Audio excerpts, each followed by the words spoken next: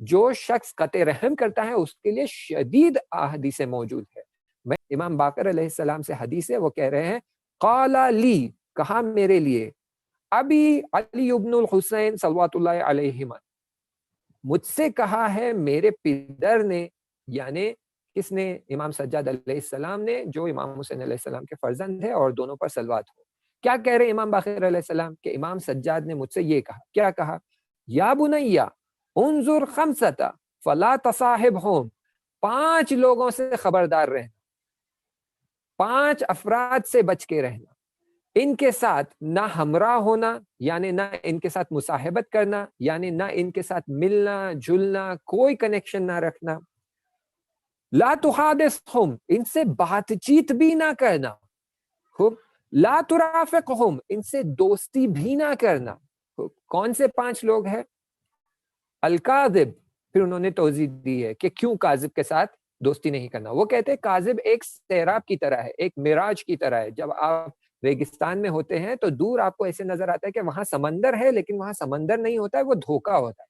تو جھوٹ بولنے والا بالکل اسی سیراب کی طرح ہوتا ہے کہ دور سے آپ کو بہت اچھا ہریا پانی بھرا اور اٹریکٹیو نظر آتا ہے، لیکن جیسا آپ اس کے نزدیک ہوتے جاتے ہیں ویسا آپ کمزور پڑتے جاتے ہیں اور آپ کی انرجی ختم ہوتے جاتی ہے اور آخر میں آپ موت کے حوالے ہو جاتے ہیں. تو جھوٹے کے ساتھ نہ دوستی رکھنا، نہ اس کے ساتھ ملنا جھلنا، اٹھنا بیٹھنا، اور نہ ہی اس کے ساتھ بات کرنا. یہ پہلا شخص.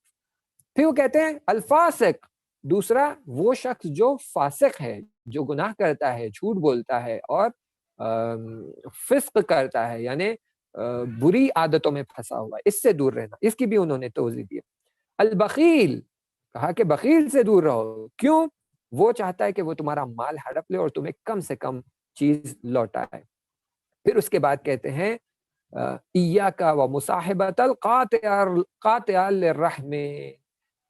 یہاں جو الفاظ ہے ایاک یعنی خبردار رہو، تمہیں میں تمہارے حوالے کرتا ہوں، یعنی خود اپنا خیال رکھو اور خود اپنی دیکھ بھال کرو، ہمیشہ خبردار رہنا. کس بات سے؟ جو قاطع رحم ہے اس سے نہ ملنا جھلنا، نہ اٹھنا بیٹھنا، نہ اس سے بات چیت کرنا، نہ اس سے دوستی رکھنا. کیوں؟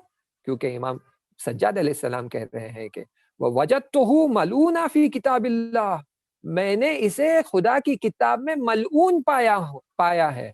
یعنی امام سجاد کہہ رہے ہیں کہ جب میں خدا کی کتاب دیکھتا ہوں اور اس میں جو آیتیں موجود ہیں اسے دیکھتا ہوں تو اس سے مجھے پتا چلتا ہے کہ جو صلہ رحم کو توڑتا ہے، جو قطع رحم کرتا ہے، جو رشتہ داری کو توڑتا ہے، میں نے اسے ملعون پایا ہے. اور پھر وہ آ کر یہاں پر 3 آیتیں بیان کرتے ہیں، جس میں سے پہلی آیت یہ ہے کہ وہ کہتے ہیں کہ خداوند متعال 3 جگہ اس پر لعنت کرتے ہیں. اور پہلی آیت یہ ہے فَهَلْ عَصَيْتُمْ إِن تَوَلَّيْتُمْ أَن تُفْسِدُوا فِي الْأَرْضِ وَتَقَطِّعُوا أَرْحَامَكُمْ.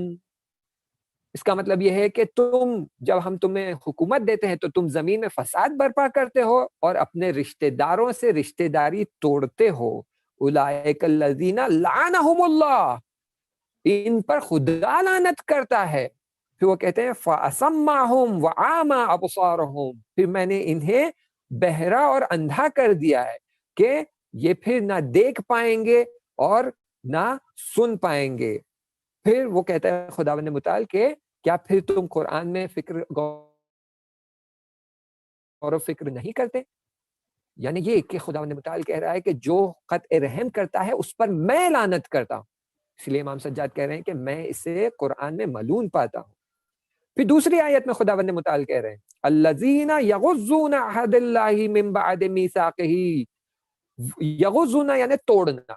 وہ لوگ جو خدا سے پیمان باندھتے ہیں، جو وعدہ کرتے ہیں اور اس کے بعد توڑ دیتے ہیں وہ وعدہ. کون سا وعدہ؟ وہی جو بنی اسرائیل سے لیا تھا کہ شرک نہ کرنا اور والدین کے ساتھ احسان کرنا، یعنی صلہ رحم برقرار رکھنا. تو وہ کہتے ہیں کہ جو لوگ اپنا وعدہ توڑ دیتے ہیں وہ یقطعون ما امر اللہ، اور وہ چیز کاٹ دیتے ہیں، توڑ دیتے ہیں جس کے لیے خدا نے امر کیا ہے، تم پر واجب کیا ہے. کیا واجب کیا تھا خداوند متعال نے؟ شرک نہ کرنا اور والدین کے ساتھ احسان کرنا. تو جو لوگ یہ قطع رحم کرتے ہیں خداوند متعال کہتا ہے بہی او یوصل ویفسدون فی الارض اولئک لہم اللعنۃ ولہم سوء الدار. ان پر خدا کی لعنت ہے اور ان کے لیے آخرت میں جہنم ہی جہنم ہے۔ اور دوسری آیت بھی دقیقاً یہی ہے، اور بس آخری کا جملہ بدل جاتا ہے، وہ ہے اولئک هم الخاسرون، اور یہی نقصان اٹھانے والے ہیں اور ان پر خدا کی لعنت ہے۔ یعنی جو لوگ قطع رحم کرتے ہیں، صلہ رحم کو برقرار نہیں رکھتے، توڑ دیتے ہیں، خداوند متعال کہہ رہا ہے کہ میں ان پہ لعنت کروں گا، اور وہ 3 جگہ قرآن میں آ کر یہ بیان کرتا ہے۔ اور اگر آپ آ کر فقہی کتابوں میں دیکھیں گے تو وہاں بھی اسے ایک گناہ کبیرہ کی طرح بیان کیا گیا ہے کہ جو صلہ رحم کو توڑتا ہے وہ گناہ کبیرہ انجام دے رہا ہے، اور جو گناہ کبیرہ انجام دے رہا ہے اس کے لیے فقہ میں بیان کیا گیا ہے کہ یہ گناہ ایسا ہے کہ یہ انسان اور بشریت کی نابودی کا سبب بنے گا، یعنی پوری انسانیت اس سے ختم ہو جائے گی۔ جب آپ صلہ رحم کو توڑتے ہیں، قطع رحم کرتے ہیں، رشتہ داری کو توڑتے ہیں، اور ہر کوئی رشتہ داری توڑنا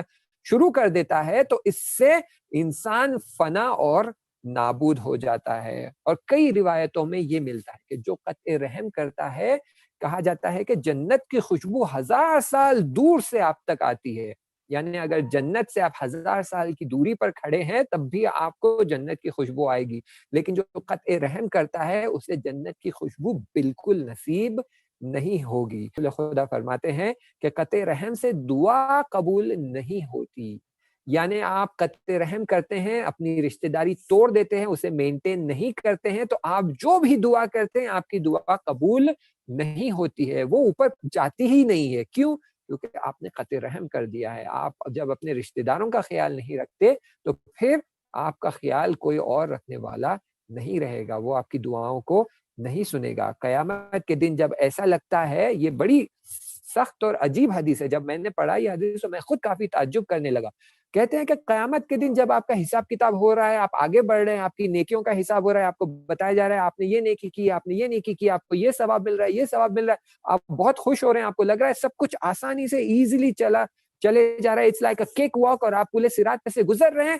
اچانک وہ رشتہ دار جس سے آپ نے اپنا رشتہ توڑا ہے وہ آپ کے سامنے آ کر کھڑا ہو جائے گا، آپ کا گریبان تھام لے گا اور آپ کو لے کر دوزخ کی اتنی گہرائیوں میں چلا جائے گا کہ وہاں پر سب سے زیادہ تیز آگ بھڑک رہی ہوگی۔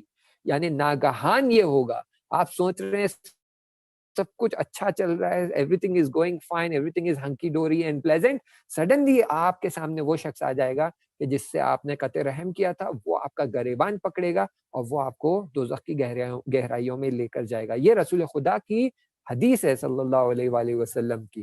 اور امام صادق علیہ السلام فرماتے ہیں کہ ایسا گناہ کہ جو انسان کو تیزی سے نابود کرتا ہے وہ ہے صلہ رحم۔ صلہ رحم آپ توڑ دیں، قطع رحم کر دیں، تو یہ ایسا گناہ، دیکھیں قطع رحم میں نے پہلے بیان کیا ہے، قطع رحم عبادت ہے، بے بخشید، صلہ رحم عبادت ہے اور صلہ رحم نہیں کرنا گناہ ہے۔ اور امام صادق واضح طور پہ بیان کر رہے ہیں کہ جو قطع رحم کرتا ہے وہ گناہ کر رہا ہے، اور وہ ایسا گناہ ہے کہ انسان کو تیزی سے نابود کر دیتا ہے۔ امام صادق علیہ السلام فرماتے ہیں کہ کسی کی عمر اگر 33 سال باقی ہے اور وہ قطع رحم کرتا ہے تو اس کی عمر 33 سال سے کم ہو کر 3 سال ہو جائے گی۔ وہاں رسول خدا نے فرمایا تھا کہ جس کی عمر 3 سال باقی ہے اور اگر وہ صلہ رحم کرتا ہے تو 3 سال سے بڑھ کر 33 سال ہو جائے گی۔ یہاں پر رسول خدا فرما رہے ہیں کہ جس کی عمر 33 سال ہے اور وہ قطع رحم کرتا ہے تو اس کی عمر کم ہو کر 3 سال ہو جائے گی۔ یہ امام صادق علیہ السلام کی طرف سے حدیث ہے۔